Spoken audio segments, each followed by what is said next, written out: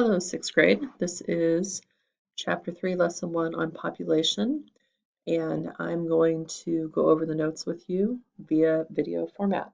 So you can see everything on my screen. So these are the notes that you should have out. And the first thing that you had to do was to define population. Population is, you're going to get to see all my typos too, total number of people in an area. So it's the total number of people that live in an area. So you might say the population of the United States is 330 million people, give or take. The population of China is 1.3 billion people. That means 1,300,000,000 and so on people. Population distribution is a little bit different. It is the way the population is spread over an area. So in the United States, if you were to look at a population map, you would see that there's a heavier population. Population is more dense in the East Coast than it is in the Great Plains of the United States, like through Wyoming, through North Dakota, South Dakota. It's just not as populated there. So distribution is how it's spread over an area. Demography, the science that studies population distribution and change. I want you to add this to your notes. It comes from Greek words,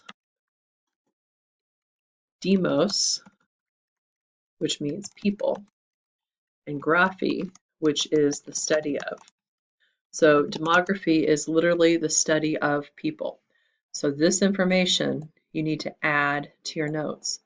Now the nice thing about having this in video format is you can pause this. So you can hit your pause button on YouTube, write this down. So number 4 asked you, why do people move?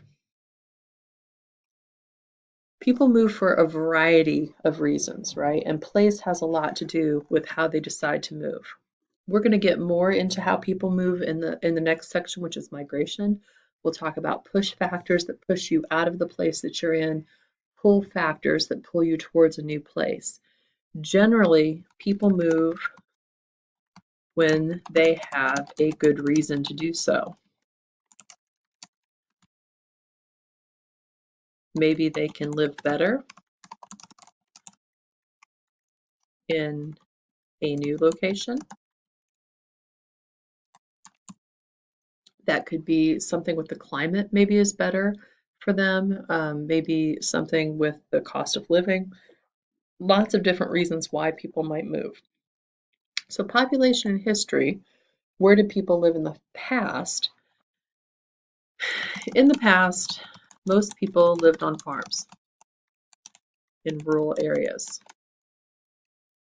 As long as the climate was good,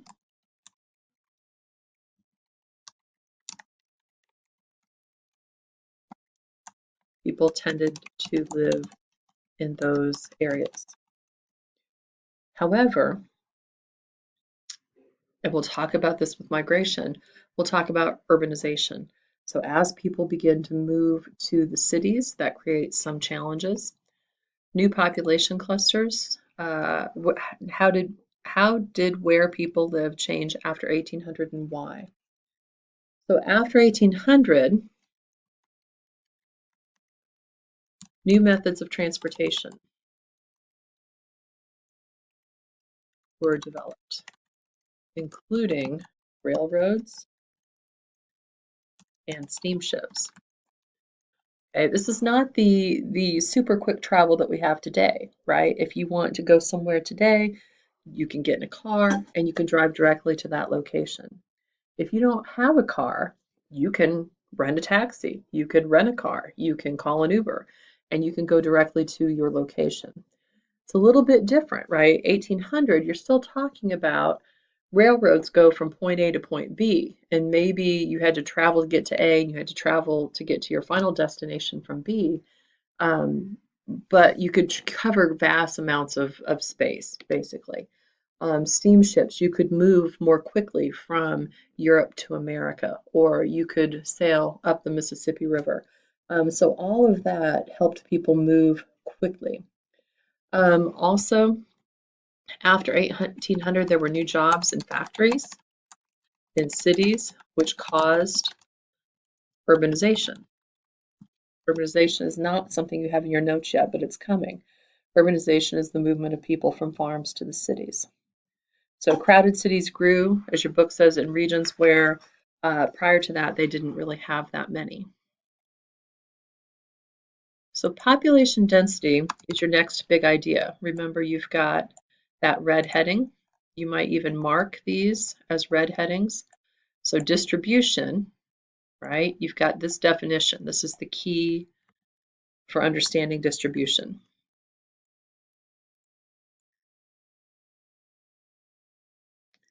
First, you have to know what a population is, and then you understand that the way the population is spread across an area, that refers to distribution. Population density is a little bit different. Population density is the average number of people who live in a square mile or square kilometer. We use square miles here in the United States, but this word average is your really important word. So population density, this is a vocab word for you, the average number of people who live in a square mile or square kilometer. So in the United States, we have a population density of 70 some people per square mile. So this is a population density map that shows you the United States. So density is an average. So what they do is they take probably by county. If I look at this map, here's Indiana, right? Indianapolis, Marion County's there in the center, Hendricks County next to it. They probably do it county by county. So they take the total number of people that live in that area. They divide by the number of people or the number of square miles in that county, and then they find a number. And so on this particular map, key is always really important. Come over here and look in the really dark red, they have more than 500 people per square mile on average. So that doesn't mean like in Hendricks County, it's a slightly lighter shade of red. So you're probably at about 370 people per square mile. It doesn't mean that every square mile in Hendricks County has that many people, but on average. And so cities like Plainfield and Avon and Brownsburg, they're more densely populated than if you go west of Plainfield, you go out to Clayton, where my parents live. Lots of fields out there, and it's not as densely populated. But on average, for all of Hendricks County, that's what you get. When you come out here, this is the area I talked about earlier, North Dakota, South Dakota, Montana, very sparsely populated. Just because it says 0, right, it doesn't mean that there are no people there. But you might have 500 people and have, 2,000 square miles. When you divide that, you're going to get a number that rounds down to 0. You can see where the population centers are. So here's Oklahoma. This would be Oklahoma City. Right over here, this would be Tulsa. You come down into Texas, you have Houston, you have the Dallas-Fort Worth area and through here. Come over here to Arizona and New Mexico, right? You've got, this is probably Phoenix right here. So you have a lot of population centers, basically. All right, back to our notes then. Density is an average. Distribution refers to actual population counts. That's how density and distribution are different. Why would I not make you memorize a place's population density? It's constantly changing. So if you go back to the map we were just using, up here, might be a little hard to see, but up here it says 2010. So in 2010, this was population. What demographers study is how population changes over time. And so as you see people move to the city or move away from a city, you'll see these numbers begin to shift. And so the map of 2017, if you analyze it, it's not going to look quite exactly like this map. Some places will gain population, some places will lose population. So there's no reason to memorize a place's population density because it changes. Our third big idea then is, how do populations grow? And so you have birth rate and death rate, and they are exactly what they sound like with one little addition. So the birth rate is the number of live births per year per 1,000 people. The death rate, number of deaths per year per 1,000 people. And what this does is it makes it so you can compare numbers. If you take it on it's kind of an average. For every 1,000 people, how many die?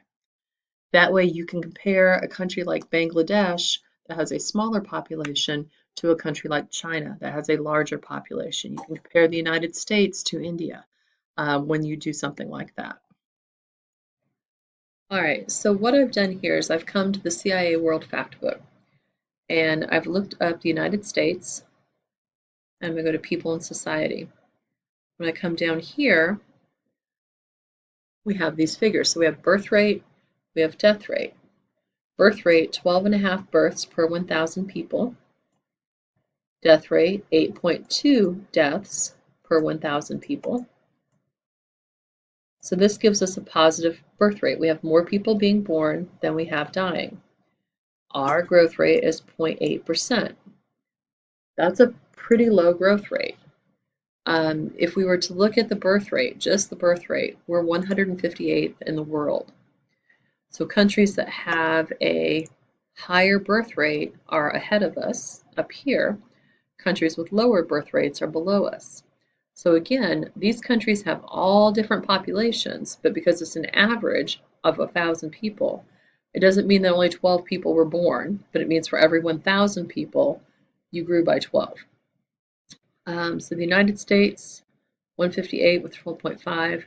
We come all the way down here, you'll find Monaco, which is a very, very small nation in the south of France, right along the Mediterranean Sea. They have a growth rate of 6.6. So they're not too far from us. Here you find a lot of European countries. The highest birth rates are generally in third world countries, so countries that are developing countries. Up here you have Angola, 44.2, Niger, 44.2. So for every 1,000 people, they have 44 births. A lot of this has to do with a very young marriage age. It has to do with a lack of education among girls. These are some of the things that we talked about in class last week. All right, we're going to work on getting this wrapped up. So in the past, what caused high death rates were scarce food supplies, lack of clean water, lack of sanitation, which means waste removal, lack of antibiotics.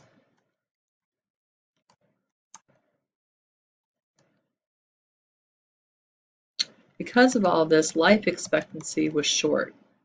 Life expectancy is the number of years a person can expect to live in a given area. This is a world's population growth over time. And what you see is we stayed fairly stable for the first, well, this is since the birth of Jesus, right? And so the first 1,000 years of the modern era up to 1500, you start to see a little bit of growth. What you don't see here is the dip. There's actual physical dip at the time of the Black Plague at about 1350. And then here antibiotics are discovered, modern sanitation, and the population has skyrocketed. Reasons for population growth today, a lot of it is scientific progress, which would include antibiotics, basically the opposite of everything up there. We have a stable food supply. You have the Green Revolution, with growing more food with less water and space. Make sure you know that term, Green Revolution.